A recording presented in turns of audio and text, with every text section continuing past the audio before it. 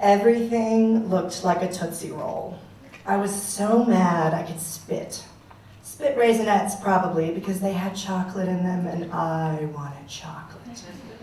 I'd been off sugar for a torturous 34 days now, and I couldn't make one image stick that didn't have to do with the sweet.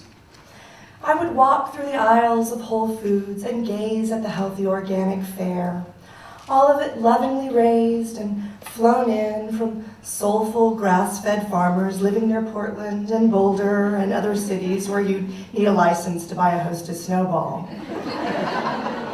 I ended up buying some virgin turkey meat. No additives, no nitrates, no salt, that was so pure it probably still had a hymen. I sighed.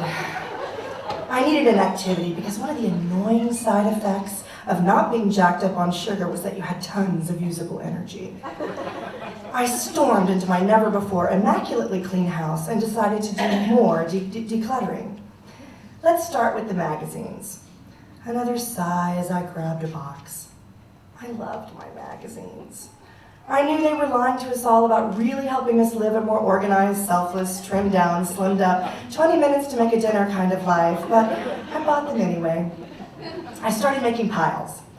The covers called to me with their bright pink lettered feature stories whispering how to finally change my life on page 78. My daughter came over and snuggled up to me. She put her little 4-year-old hands on my upper arm and started rubbing it. I took note that she'd been doing this a lot lately. It felt like a shot of tryptophan hitting my bloodstream. Her skin on mine always felt dreamy to me. I love that part, she said with little clenched teeth as she kneaded my upper arm. I just love it so much. She said in a voice that sounded like a little mini Betty Davis. I looked at her, hard. What did she mean? It was so intimate. My arms had been my most hated body part for years. I come from hardy German farmer ancestry, well, at least a fourth of me, and I had the arms to prove it. I asked her, quite honestly, "Why, honey?" And she beamed up at me. "Because I like the squishy." Then she thought about it and added, wanting to be complete, "Because it's so puffy and so cold and it feels so good."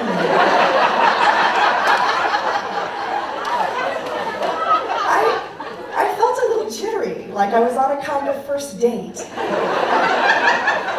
And I thought back through my dating history. I could remember really beautiful things different men had told me over the years, but no one had ever showed any affection towards my upper arms. I remember when I first realized I didn't have the same body as other girls in school. I remembered how easily they swapped clothes after swimming or slumber parties without even thinking about it. I remembered how it felt trying on Stacy Cutter's purple tank top at her house one afternoon when we spilled root beer on mine. How ashamed I was when I could barely get it over my head, and we heard ripping when I tried to pull it down over my chest. And I remember thinking, sausages, when I looked at my arms in the mirror in that shirt. I was 11. It occurred to me that this was the first person, the only person, including myself, that had ever given my arms a compliment, ever dared to love them, to even name them her squishies. I tried to focus on how my arms felt right now, getting all this adoration. They were like Red Sox fans. They were so happy to be winning something after so many years of bad press. They were shouting at me with toothless grins, deprived and neglected, tears streaming down their faces, saying, "See, we're worth it. Glad you noticed us. Sit down, have a beer." It was a fun idea. Why not? "What's up, ladies?" I started up. "What's up? You're effing up. You're having a drink with us." Jesus H, what a pile of crap you laid on us all these years. Why are we supposed to take the rap for some stupid purple tank top already? Like, we're your body. We aren't at a Target or some sweatshop in China.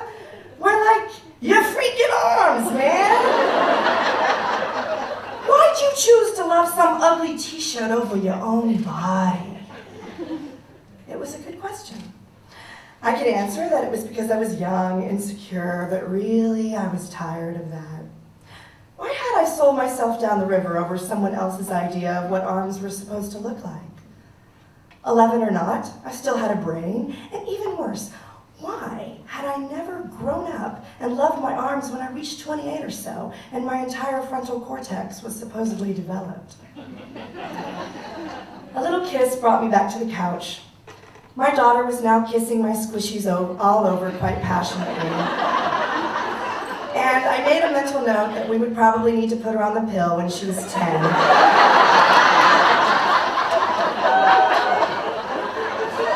Or maybe not. Maybe I could just harness this love of hers for my squishies and turn it on her own body. Teach her how to adore her freckles, covet her ass, however it might choose to grow or not. Relish her freaky features like they were treasures, buddies, long-lost fans. I'm hungry, she grinned. Have I had my treat for the day? She asked, knowing that she had. I looked at her pretty little teeth, and I thought about all the things she was going to devour in her life. I felt her weight as I picked her up with my newfound arms. I held her close to me and I smelled her. She didn't smell like a Hershey bar, or an ice cream cone, or a banana cream pie. She smelled just like herself, and so did I. Thank you.